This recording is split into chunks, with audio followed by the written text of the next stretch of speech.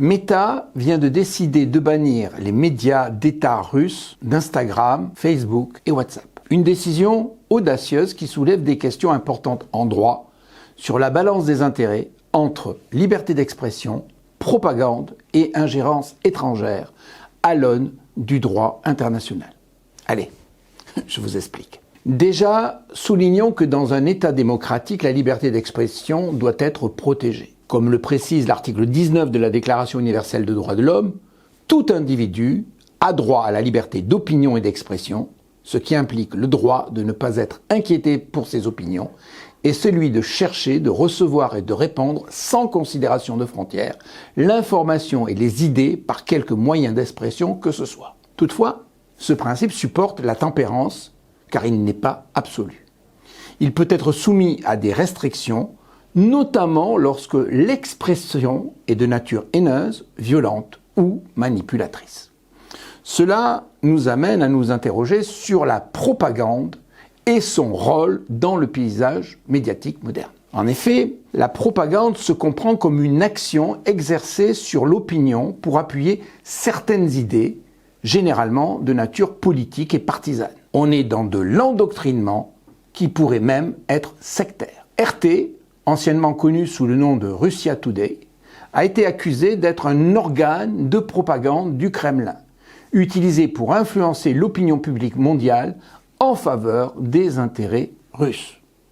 Nous savons que RT possède des capacités cyber et qu'il s'est engagé dans des opérations secrètes d'influence et d'information et d'acquisition du matériel militaire, a déclaré Anthony Blinken, secrétaire d'État américain. Par conséquent, les médias peuvent être utilisés non seulement pour façonner les perceptions, mais aussi pour mener des opérations secrètes et potentiellement compromettre la sécurité nationale d'autres pays.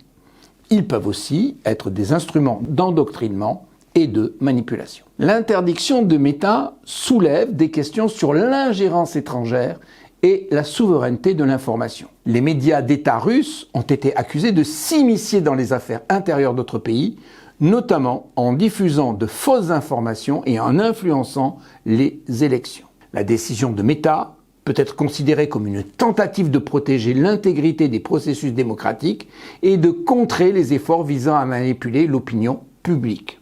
Toutefois, elle soulève également des questions sur la ligne de démarcation entre la censure légitime et la restriction de la liberté d'expression. Enfin, nous devons reconnaître l'impact de telles interdictions sur l'accès à l'information. Bien que l'activité de RT et d'autres médias russes soit préoccupante, leur interdiction totale pourrait avoir des conséquences inattendues. La libre circulation de l'information est essentielle pour nos sociétés informées et engagées, et toute restriction doit être soigneusement évaluée pour éviter de limiter indûment le droit public à l'information. Au-delà, la neutralité du net, qui veut qu'aucun contenu ne soit ni favorisé ni pénalisé, via un accès égal aux données, pas de priorité aux payants ou pas de blocage, se trouve remise en cause. La neutralité du net ne s'étouffe-t-elle pas dans les filets de la propagande?